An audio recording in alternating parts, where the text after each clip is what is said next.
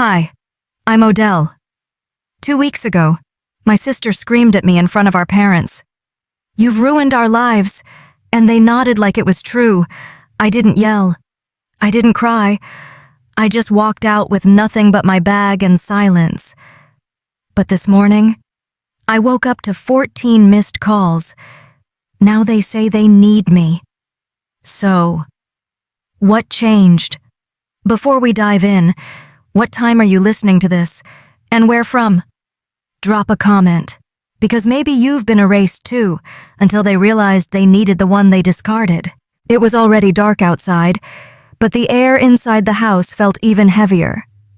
My sister, Seraphine, sat perfectly perched on the edge of the family's oversized cream sectional, her ring light glowing like a halo around her. She was finishing a live stream, something about hitting 50,000 followers on social media. My parents sat nearby, nodding along like she'd just gotten her PhD. I stood in the doorway between the kitchen and the living room, clutching a chipped mug of tea I'd reheated twice. My name hadn't been mentioned once in the past hour. That wasn't surprising. I had become an expert at blending into the background. Sometimes I wondered if the walls noticed me more than they did. Then it happened.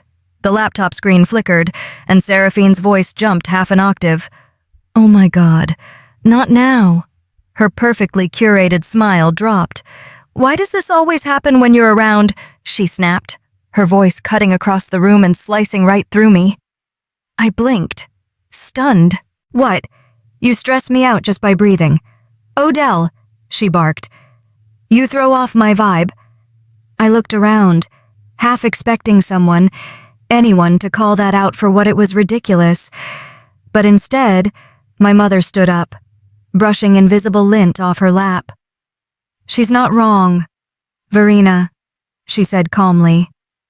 "Every time something good happens, you find a way to ruin it.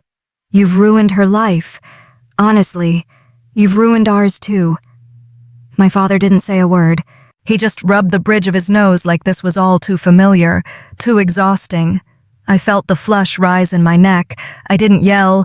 I didn't cry. I didn't even defend myself.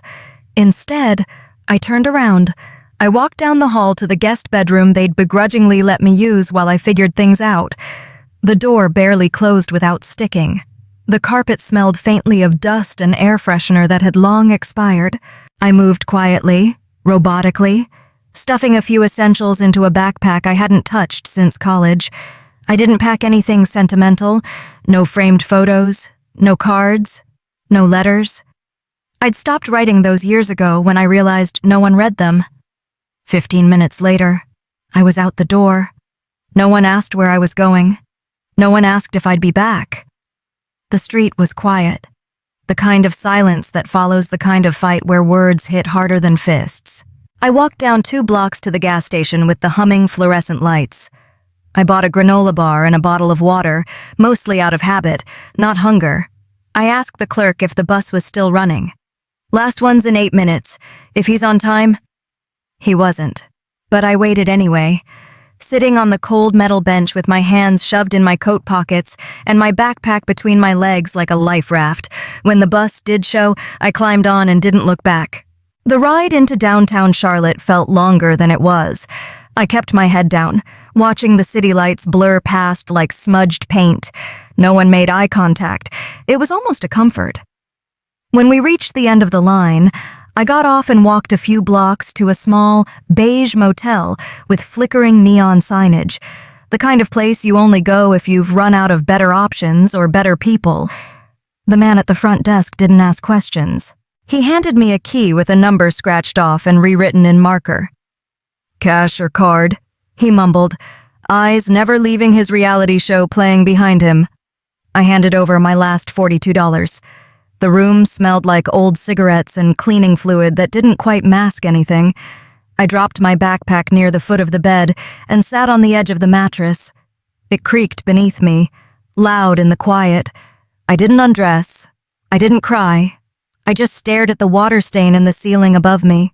It looked like a broken heart, or a burned-out star, depending on how you tilted your head.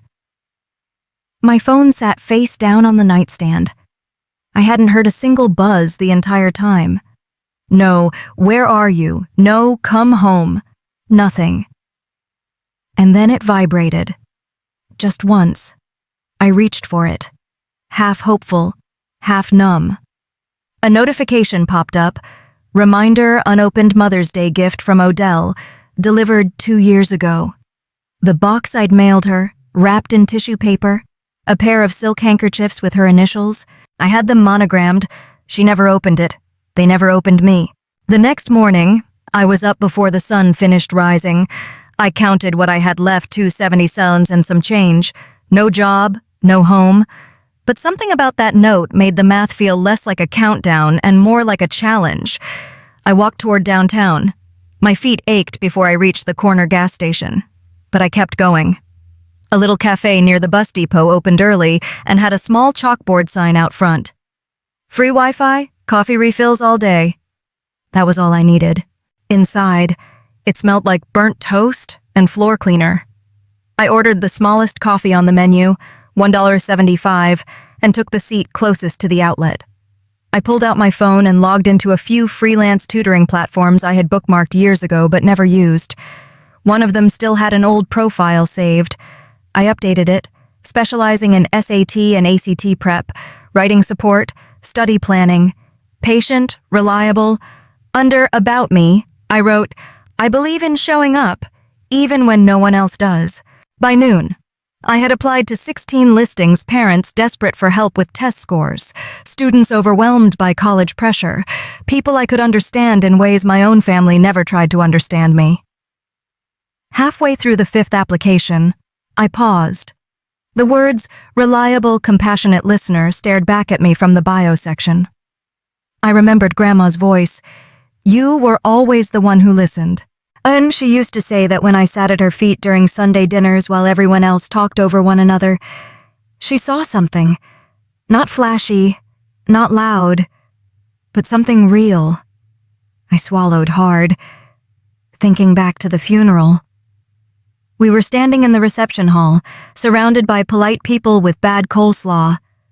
A family friend I barely knew leaned in gently and said, Your grandmother's second letter was beautiful. I hope it brought you peace. Second letter? I blinked at her. I only got one. Her face fell, confused. Oh, I must have been mistaken, she said. She wrote you another, 8 months before she passed. I'm sure it got to you. But it never did. And when I asked my mother about it, 3 days after the funeral, still trying to give her the benefit of the doubt, she didn't even blink. Oh, it wasn't anything important. Just sweet old lady things. Just sweet old lady things. That letter too had been erased, like I had been. A pattern so long and subtle you don't notice it until you wake up one day and realize all your edges have been sanded down by people who said they loved you. I shook the memory off and refocused on my applications. A ding came in. One parent responded, then another. By the end of the week, I had 3 clients, 2 high schoolers, and 1 adult learner prepping for a GED. The library, 2 blocks from the cafe, allowed guests to borrow Chromebooks for online sessions. I booked 2-hour slots every afternoon and used them like my life depended on it, because it did. The pay wasn't much, but every dollar felt earned. And the students, they listened. They asked questions. They said, Thank you. One girl named Riley said during our second session, You're the only person who's explained this in a way that makes sense.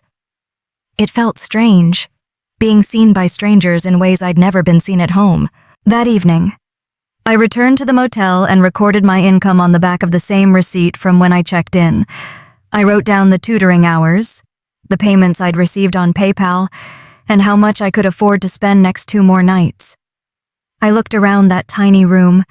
It smelled faintly of bleach and damp curtains, but it was mine for now. And that was enough.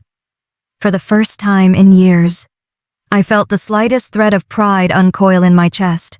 They never noticed what I was building, I said aloud to no one, because they never thought I could. It wasn't just bitterness. It was clarity. Cold and clean. I lay down, still wearing my jeans, too wired to sleep. The motel buzzed with faint conversations through the wall and the whir of a vending machine outside. Just as I was about to put my phone on silent, a post popped up on my feed. "Family is who shows up when it matters. Don't ever forget that." It was Seraphine's caption. Her face gleamed next to our mother's, both holding glasses of something bubbly. I barely registered the fake smiles before my eyes locked onto something behind them, a photo on the wall, the family portrait, but I wasn't in it. I stared at the photo, my thumb instinctively zooming in, my eyes locked on the familiar hallway wall. Same textured beige, same soft shadow from the hallway lamp. But the frame was different. Gone was the old family portrait we took when I was 16, back when everyone still pretended I belonged.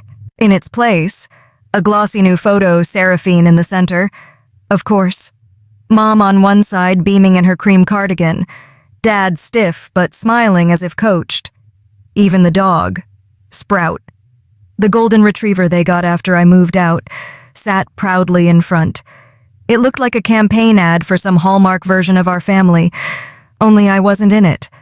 Not a mention, not a trace. Just a clean, cheerful slice of life, trimmed to remove the messy parts. I didn't cry. I thought maybe I would. But all I felt was a slow, rising heat in my chest. Not sadness. Not quite rage either. Something quieter, heavier. Like watching someone throw away a letter before reading it and realizing it was yours. I sat on the edge of the motel bed, the phone still glowing in my hand. A few years back, I might have told myself they probably just needed a smaller frame, or maybe they didn't realize I'd notice. But not this time. This wasn't an accident, it was official. I'd been erased. Not metaphorically, not emotionally, physically. I scrolled back to other photos on Seraphine's page. Throwback to the good old days. Family dinner last Sunday. Grateful for my tribe. There I was, always barely in frame or cropped out entirely. And now, I was just gone. A wave of memory pulled me under. I was 9, standing on a stool so I wouldn't be too short for the group photo at church. Everyone laughed when Seraphine joked. "Odell always looks like she photobombed us." That time, Mom did defend me. Kind of. She said, "She's just shy. That's all." But they moved me to the end of the lineup anyway. Out of frame was easier. I blinked away the memory and reached for my tote bag, needing to distract myself. I began organizing my tutoring inquiries, replying to students, filtering messages. It was busy work, until I opened the spam folder. There it was. A subject line I nearly missed, Re-Family Podcast Opportunity, sent by Seraphine. I had been CC'd. My stomach clenched. I opened it. A short, professional note to a PR rep, pitching an episode featuring modern family dynamics through the lens of resilience and social media influence. And then, at the bottom, my sister. "She's just bitter and emotionally unstable. We don't talk for a reason. I don't want her involved. It's taken years to rebuild the family's image." My hand tightened around the phone. I could hear the ringing in my ears. I reread the line 3 times, each word louder than the last. Bitter, unstable, rebuild. I didn't cry. I didn't scream. Instead, I took a screenshot, then another. Then I printed the email from the library the next morning and taped it on the motel wall, right next to Grandma's letter. The words sat side by side like a before and after. One believed I could build. The other believed I didn't matter enough to be seen. I grabbed a pen. On the motel notepad, I started mapping it all out. Dates, comments, moments, the slow eraser, the dismissals, the behind-the-back insults that had finally come out in writing. It didn't feel petty anymore. It felt necessary. Later that week, a message popped up from a Dallas-based SAT prep group. They'd reviewed my profile and wanted to onboard me for virtual sessions, $75 per student. A number I hadn't seen in years. It meant I could stop living off dollar coffee and hope. I accepted the offer without celebration. No jumping, no smiling, just a steady kind of satisfaction. The kind that stays quiet because it doesn't need to be seen. By Friday evening, I had enough to put down for a small room in a shared apartment a few miles out. Not a palace, but something with a door that locked and no blinking neon sign outside. I sat on the bed, tracing the edge of the email with my thumb. I wasn't angry anymore, I was awake. There's a difference. A knock on the motel door startled me. Sharp, hesitant. I stood slowly and opened it. There she was. Milius, my former best friend. Her face looked thinner, tired. She clutched something in her hands, something wrapped in an old dish towel like it had been hidden. "Odell," she said softly. "They told me you were in trouble. I didn't believe them until I saw this." I stepped aside to let Milius in, and she hesitated, like she didn't belong. Like crossing that threshold meant betraying someone. She held out a small envelope, the kind I used to buy in bulk from that stationery shop near the library. My name was written on it in my own handwriting. Soft, rounded letters I hadn't used in months. My chest tightened. "It's still sealed," she whispered.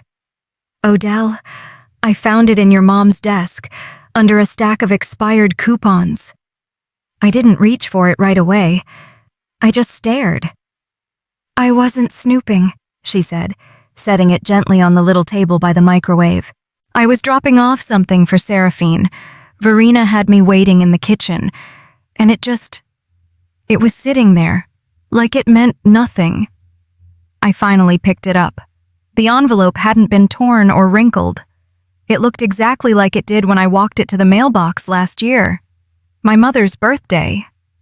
I'd saved up for weeks just to load a gift card to her favorite cafe and wrote a letter inside about second chances, about trying again, about maybe healing. She never opened it. Mila sat down across from me. Her mouth opened like she wanted to say more but didn't. I slid a fingernail under the flap. The paper peeled back without resistance. I pulled out the card and the note, unfolded the soft pink sheet. "Mom, if there's still a space in your heart for me, I'd like to sit there again. Not asking for everything, just a call back. I miss our Tuesday talks. I miss you. Love, Odell." I read it twice. Then I folded it back. I didn't say anything. I couldn't. Even the words I sent them didn't matter. Not enough to open. Not even enough to throw away. Just tucked under coupons and forgotten. Like a scratch-off that didn't win. Milius finally spoke. "That wasn't all I found." She reached into her tote and slid a few printed pages across the table. "Seraphine's new site. The Success Academy or whatever she's calling it. I used to help you build this stuff. Remember, I'd know your voice anywhere." I scanned the first page, then the next. My breath caught. She'd lifted it all. The intro text, the diagnostic rubric I'd spent months refining, even my diagrams, the same layout, same color palette, only now it was under Seraphine's name, her photos, her brand. "She said you gave it to her," Mila added quickly. I knew that was a lie. I laughed, one of those short, breathless sounds that die before they reach your throat. "Even my sidebars," I muttered. "Even the section headers." My voice shook, but I stayed still, like movement would let the betrayal crack wider. Mila sat quietly while I took it in. A few hours later, she left, hugging me tightly, then slipping out the door with tears in her eyes. The room was quiet again. I sat on the floor, my back against the cheap, wood-paneled wall. No music, no TV, just the hum of the mini-fridge and the occasional creak of the pipes. Then came the buzz. The phone screen lit up. "Missed call, Dad." Then another, and another. I watched as the count ticked up to 14. Voicemails followed. I didn't listen at first, but curiosity peeled me open just enough. The last one was from my father. His voice was weary. "Odell, your sister's getting dragged all over the internet. Some blog picked up the story. They're calling it plagiarism. People are mad. She's saying you're lying, but we need your help to calm it down. She's not handling it well." No apology, no acknowledgement, just the usual pattern. "We need you when it burns." I didn't answer. I didn't even text back. I just sat there, phone on my lap, screen still lit, then dark, then lit again. The buzz felt like a mosquito at the edge of sleep, persistent, nagging, never letting up. "They only ever call," I whispered to the silence, "when I can fix what they broke." My arms felt heavy. I leaned forward, resting my forehead on my knees. I hadn't cried yet, but this wasn't tears. This was something slower, sadder. I opened my laptop, hovered over my folder marked Curriculum Archive. My finger tapped the delete key. Maybe I should just let it go, erase it all, like they tried to erase me. But then I noticed something. A folder I hadn't touched in years. Grandma, legal. I clicked. Inside was a scan I barely remembered uploading. An image file labeled Will Odell. I opened it. There it was. Clear as day. My grandmother's signature, her handwriting, a clause stating that I, Odell Shipley, was the sole recipient of her educational materials, all her curriculum, tutoring designs, and teaching frameworks. I was the legal heir to the very work Seraphine had stolen, and it had been scanned 5 years ago, hidden ever since. The next morning, the weight of that scanned file hadn't faded. I stared at it while the sun crept through the dusty blinds of my small apartment, illuminating the edges of my computer screen like it was some kind of divine spotlight. The words were there, bold and formal, stamped and signed in my grandmother's careful pen. All intellectual property and preparatory curriculum created or co-developed with Odell Shipley shall remain under her sole name. She had protected me, quietly, legally, and my mother had ignored it completely. As I sipped lukewarm coffee from a chipped mug, my phone buzzed again, another voicemail. The second that morning, I didn't want to hear it, but my thumb hovered over the play button. Anyway, I was already spiraling. "What's one more turn?" Verina's voice came through, softer this time. "Odell, please, you can't just let the family fall apart. Your sister's career is hanging by a thread," she said. "The family?" But I knew what she meant. Them, the ones who replaced my face in pictures, the ones who left my envelope in a drawer like a piece of trash. Then another voicemail, this one from Seraphine. Her voice cracked with panic. "You're just bitter. You're always bitter. We gave you everything, and this is how you repay us." I could almost see her, pacing around in some pristine room, mascara trailing down her cheeks, blaming me like she always did. "We gave you everything," she said. "What a joke," I whispered into the silence. "You erased me and still expect me to be your savior." My hands were steady as I printed the will. No drama, no tears, just clarity. I pinned it to the wall next to the email screenshot and the faded note from Grandma. One was typed, one was printed, one was written by hand. All of them told the same story. I'd been erased. And now they were demanding I paint myself back in, just to fix their mess. I stared at that wall for a long time. By lunch, I'd made up my mind. I looked up a lawyer in Austin who specialized in intellectual property and quietly booked a consultation. When I arrived, I brought the printout. In a calm voice, "I'm not asking to sue," I told her. "Not yet. I just want this documented, verified, and publicly filed. I want ownership to be formal and known." The lawyer, a woman in her 50s named Margot, raised an eyebrow after reading the will. "You don't need a lawsuit to take back what's yours," she said, tapping the page. "You just need a notice." I left her office with paperwork in hand, sunlight warming my back, and something inside me I hadn't felt in years control. But peace. That didn't last long.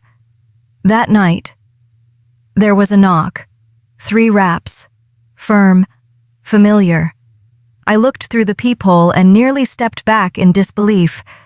Verena, Gareth, and Seraphine. I opened the door but didn't invite them in. We stood in the narrow hallway. The air felt sharp, like everything between us had hardened into glass, ready to shatter if anyone raised their voice. Verena looked exhausted. Her lipstick was faded. Her hands trembled. Gareth said nothing. He never did. Seraphine's eyeliner was smudged. Her curated shine was cracking.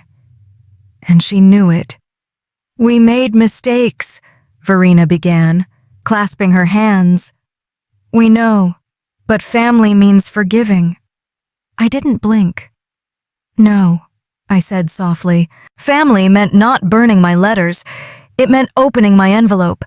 It meant saying my name in your family appreciation posts." Verena looked down. I turned to Seraphine. She met my gaze like a child who'd been caught but didn't know how to be sorry. "This time," I told them, stepping back, "I'm not the one fixing your mess." I didn't slam the door. I didn't yell. I simply closed it with a click and turned the lock. Later that night, after showering off the tension and pouring myself some chamomile tea, I checked my email and froze. A bold, red notification greeted me. "Your professional site has been flagged and temporarily suspended due to multiple copyright violation claims." I clicked the details. Someone, an anonymous IP, had filed claims against my own curriculum. My stomach twisted. They'd come back for me, not with words, with paperwork.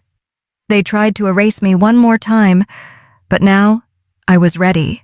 By the time I opened my eyes, the sky outside was already a dull gray, one of those mornings where light feels more like pressure than promise. I reached for my phone automatically, expecting the usual overnight tutoring emails or calendar pings. Instead, the first thing I saw was a red flag banner on my screen. "Your website has been temporarily suspended due to a reported copyright violation." I sat up, heart pounding but hands steady. A second notification followed, then a third. The subject lines were nearly identical: "Urgent copyright claim review pending." At first, I thought it was some glitch or bot, but when I clicked through and saw the claim details, my blood went cold. Proprietary content in use without consent. There was no sender name, just an anonymized IP address tied to the complaint. But Margot, my attorney, was already ahead of me. Within the hour, she called. "It traces back to Seraphine's branding agency," she said flatly. "It's not a coincidence." I didn't scream. I didn't cry. I took a breath, opened a new folder, and began. I took screenshots of every page, every time-stamped lesson, every outline, every diagram I'd created. I retrieved the PDF of my grandmother's will, highlighted the exact clause that secured the intellectual property. I even included early drafts I'd saved on a cloud backup, dated before Seraphine had even launched her academy. I wrote the counterclaim with the tone of someone who had nothing left to prove. "I don't scream anymore," I typed to myself while organizing the files. "I document." That same afternoon, I sent an email, not just to the board hosting my platform, but to all my tutoring clients and professional contacts. No dramatics, no accusations, just a clean, composed message. "In light of recent confusion, please find attached original course materials, timestamps, development drafts, and my legal rights to the content as secured through notarized family documents. I appreciate your continued trust." A few replies rolled in within minutes. Most were supportive. A few expressed surprise. But one message stopped me cold. A parent I had worked with the previous fall, a single mom from Houston, wrote, "Your course saved my daughter's future. Don't let them take this from you." That one. I printed. I placed it next to the will on my wall. One paper born of blood, one born of effort. Together, They meant something real. By evening, the storm had started brewing. This time, not mine. Seraphine posted a cryptic update on her main page. People love to take credit once the hard work's done. Funny how that works. But the internet wasn't buying it this time. Within the hour, someone, an intern she must have let go without a second thought, posted screenshots, timestamps, chat logs, even early Canva templates. All tied to me, all dating back years. The comment section beneath Seraphine's post turned fast. This looks like a textbook case of erasure. Wait, why is Odell not credited on anything? Y'all believe the family brand too easily. I didn't respond. I didn't need to. Instead, I sat on my worn couch with a cup of peppermint tea, legs curled beneath me, laptop in my lap. For the first time in a long time, I didn't feel small. I felt still, strong. Then, just past 10 p.m., Margot called again. "Odell," she said cautiously, "I don't want you to panic." I paused, heartbeat slowing to a steady rhythm. "Tell me." "Seraphine's team just filed an emergency injunction. They're trying to block your site permanently."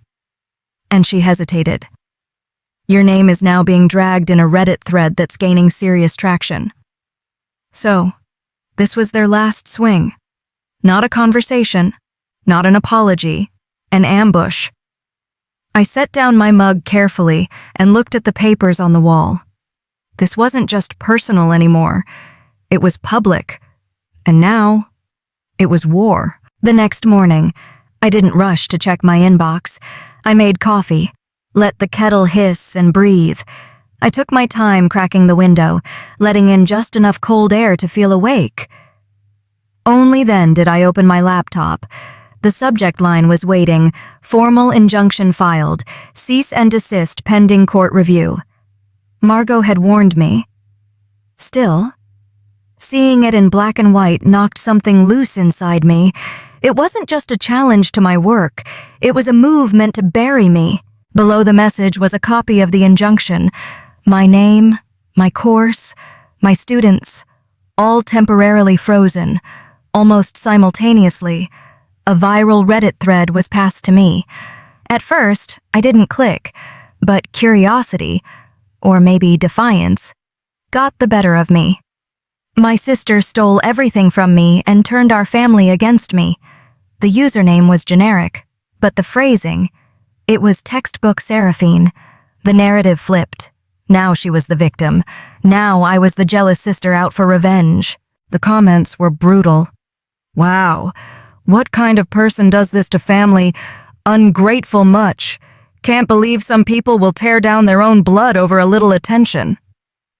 I almost closed the page. Almost. Then I saw one comment near the bottom. Funny how the receipts always show up when the loud ones overplay their hand. It stopped me cold. It wasn't loud. It wasn't long. But it reminded me I had the receipts. All of them. I didn't waste another second. I pulled up my webcam, kept the room dim, no makeup, no angles, just me. And I spoke. Not with anger, not with apology. I placed the printed will in front of me, read the paragraph aloud, the clause about ownership. I showed the signed page, then screen shared the original curriculum files, the drafts, the timestamps, the side-by-side comparison of her rebranded content, and finally, the emails, the one from her agency, the one from her PR team, all with my name scrubbed out. When I finished, I looked directly into the lens. "They say silence is strength," I said quietly. "But sometimes, truth needs a voice. This is mine." I didn't add music, no dramatic cut. I didn't ask for support or sympathy. I just clicked upload and let it go. Within 2 hours, my phone didn't stop buzzing. Old clients shared the video. This woman helped my son pass his GED. She worked with my daughter when no one else would. She's the reason my kid got into college. A teacher I'd collaborated with reposted my slides. A blogger I'd never met stitched the video on TikTok. praising the calm clarity. Even the Reddit moderators took action, labeling the original thread a misrepresentation and locking the comments. Something was shifting, slowly, but undeniably. Late that night, I got a voicemail from my mother. Her voice was low, not performative, just tired. "We're sorry. Not for everything, maybe not yet. But for now, for letting it happen, you didn't deserve that. Odell." She didn't ask me to call back, and I didn't. That part of me, the one that wanted to hear those words since I was 9 years old, didn't jump. It didn't reach. It just listened and let it settle. A few hours later, there was a knock on my door. No one I knew had said they were coming. I opened it slowly. A delivery man stood there, holding a small box and a clipboard. "Certified," he said. "Signature required." I signed, closed the door, sat on the edge of my bed, and peeled back the seal. Inside was a single envelope, legal-sized, cream paper, from Seraphine's lawyer. I opened it and read, "Proposed settlement agreement enclosed. Confidentiality required. Full rights and name restoration in exchange for non-disparagement." They were offering a deal, a silent end, a trade. But they were wrong about one thing. Silence didn't protect them anymore. It just bought my answer. The check didn't tremble in my hands. It was heavy, yes, 6 figures worth of forgive and forget, but my fingers stayed steady as I unfolded the NDA behind it. Withdraw all claims, delete the video, never speak publicly again. It was the kind of offer that came dressed as resolution but stank of control. I read it twice. Once as a woman who had spent too many years second-guessing herself, then again as the woman I'd become, no longer looking for permission to be heard. And then I walked to my shredder, slid in the papers, and listened as the blades turned their silence into dust. That afternoon, I posted my final statement. No video this time, just a still image, my name, my credentials, and the words, "You don't owe people silence just because they shared your last name. I won't take hush money for pain I never caused." By nightfall, it was everywhere. Women from all over, former educators, daughters who'd been gaslit out of inheritances, sisters who knew the sting of being scapegoated, began sharing it. Not for sympathy, but because it named something they couldn't say themselves. One message read, "I thought I was the only one. Thank you for saying what I couldn't." In my new home office, where I no longer needed to ask for a chair at the table, I hung the wrinkled paper I'd carried since that motel room. "You will build what no one sees today." It rested beside the official letter from my lawyer. Ownership affirmed, IP registered, curriculum protected. The desk was modest. The window overlooked a bus stop. But it was mine. I haven't heard from my family since, not on birthdays, not when Seraphine's site was permanently shut down, not when word spread that Mom had quietly sold the house. Some said it was to cover the legal fallout. Others whispered she just had enough. But I didn't wait for gossip. I didn't need apologies printed in ink or whispered through other people's mouths. They weren't monsters, just people who made me wrong when it was easier than looking in the mirror. I didn't fight to punish them. I fought to free myself, and freedom. It's quieter than I imagined, but not empty. Last month, I launched a small scholarship fund in my grandmother's name, nothing flashy, just enough to help kids like the ones I used to tutor when I barely had rent money. Thank you notes started coming in. Most were from strangers. One was from a student I taught back when I was working out of the public library. "You were the first one who told me I could do it. I believed you." I sat with that letter for a long time, not because it hurt, but because it didn't. This was the life I built in the silence they once thought would bury me. A few days ago, I printed a second copy of my grandmother's note. I folded it into an envelope. No return address, no message, Just those words, "You will build what no one sees today." I mailed it to a girl I once tutored, who'd quietly told me her parents thought she was too much, who'd been told to stop dreaming so loud, because maybe one day she'll find herself alone in a motel room, and maybe those words will do for her what they did for me. Have you ever stopped chasing the apology that never came and realized peace was the real closure? Have you ever been erased by your own family and still found the strength to build something lasting? Share your story below.